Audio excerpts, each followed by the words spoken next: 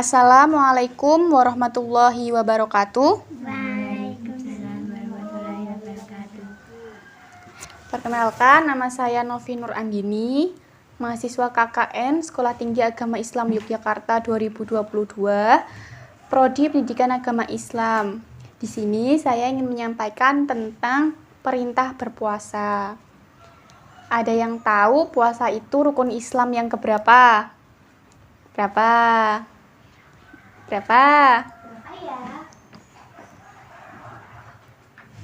Bener banget, rukun Islam yang ketiga. Tahu nggak rukun Islam itu ada berapa? 5. Ada berapa? 3. Ada, bener banget, ada 5. Yang pertama ada syahadat, 2 sholat, 3 berpuasa, keempat zakat, kelima haji bagi yang mampu. Perintah berpuasa itu ada di Al-Quran surat Al-Baqarah ayat 183. Ada yang tahu gimana bunyinya? Ada yang tahu nggak? Oke. Bismillahirrahmanirrahim. Ya ayyuhalladzina amanu kutiba alaikumusyamu kama kutiba alal ladzina min qablikum la'allakum tattaqun. Artinya apa? Artinya orang-orang yang yang beriman diwajibkan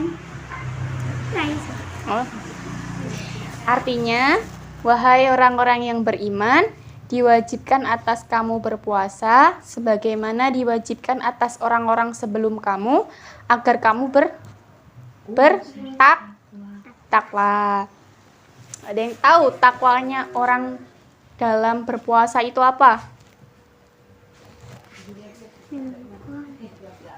Ada enggak?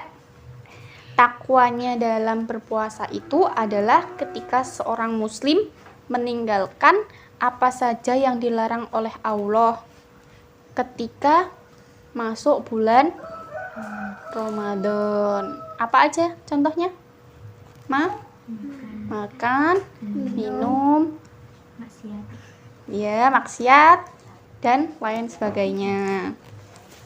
Puasa itu ibadah yang wajib ya, adik-adik.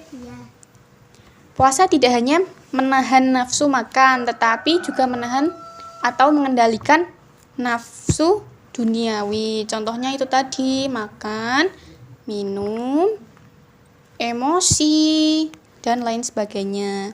Ada yang tahu nggak keutamaan puasa itu apa aja? Selain mendapatkan pahala, ada yang tahu? Di sini saya punya 8. Yang pertama, puasa adalah upaya seorang mukmin untuk mendekatkan diri pada pengawasan Allah. Jadi, kalau puasa itu kita lebih diri kita itu lebih mendekat lagi kepada Allah. Contohnya kita sholat, kita puasa, kita bangun sahur, kita sholat tahajud malam. Pernah nggak sholat tahajud malam? Pernah. Ya begitu. Yang kedua, puasa mengajarkan pengorbanan luhur. Seorang muslim dituntut meninggalkan makan, minum, dan bersetubuh atau maksiat tadi ya, yang merupakan hak resmi bagi seorang muslim atau manusia demi memenuhi segala titahnya. Kemudian yang ketiga, puasa membantu untuk melembutkan hati dan emosi seseorang. Contohnya, melembutkan hati dan emosi seseorang itu kita jadi lebih sabar dalam menghadapi cobaan. Kalau ada masalah, kalau ada yang buat kita jengkel, itu kita jadi lebih sabar ya tentunya ketika puasa. Kan kalau puasa kita dilarang buat emosi ya. Takut apa? Takut membatalkan puasa.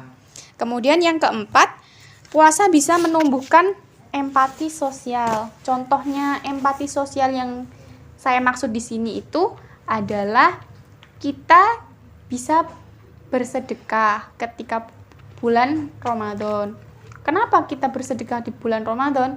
Karena pahalanya bisa dilipat gandakan oleh Allah. Yang kelima, puasa dapat mengokohkan kekuatan akal daripada nafsu.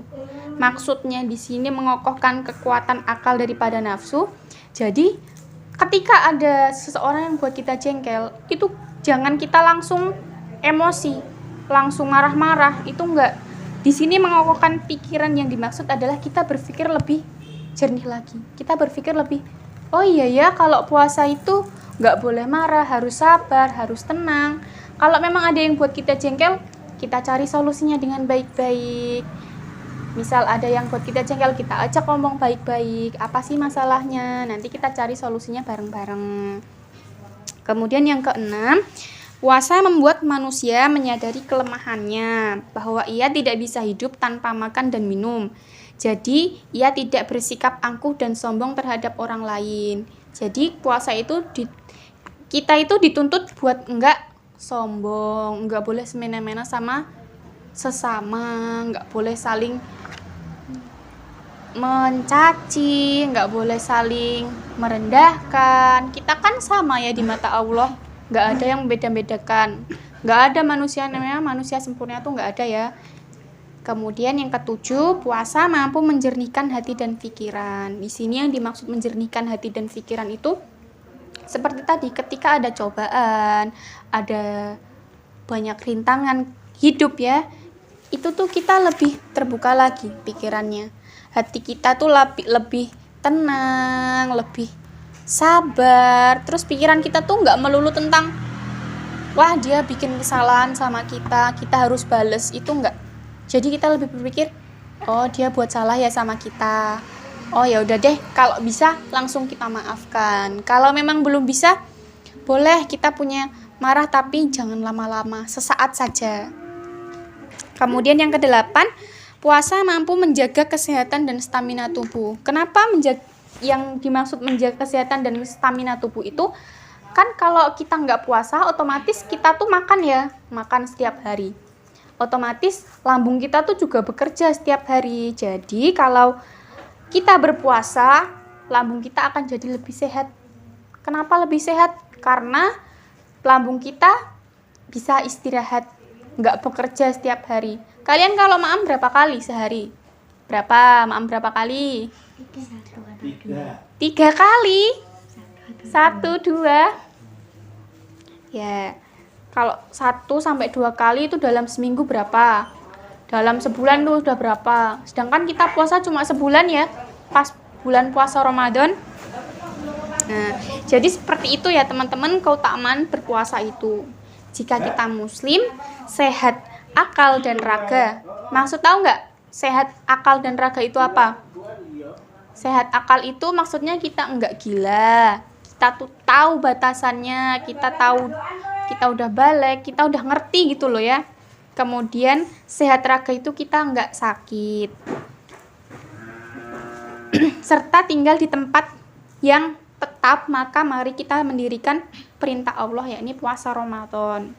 Lalu kalau ada timbul pertanyaan, Mbak, kalau saya baru sakit, kalau saya baru haid, kalau saya baru nifas, kalau saya lagi bepergian jauh, gimana Mbak puasanya? Ingat ya teman-teman, bahwa Islam adalah agama yang mengajarkan atau memudahkan manusia menuju Allah Subhanahu wa taala. Jadi jika kita haid, jika kita sakit, jika kita nifas, jika kita bepergian jauh, gantilah puasa sesuai jumlah hari yang kalian tinggalkan ketika di bulan Ramadan telah usai. Udah paham semuanya? Sudah. Gitu ya tentang perintah berpuasa. Kurang lebihnya seperti itu yang dapat saya sampaikan. Kurang lebihnya mohon maaf. Billahi taufik wal hidayah. Wassalamualaikum warahmatullahi wabarakatuh. Waalaikumsalam warahmatullahi wabarakatuh.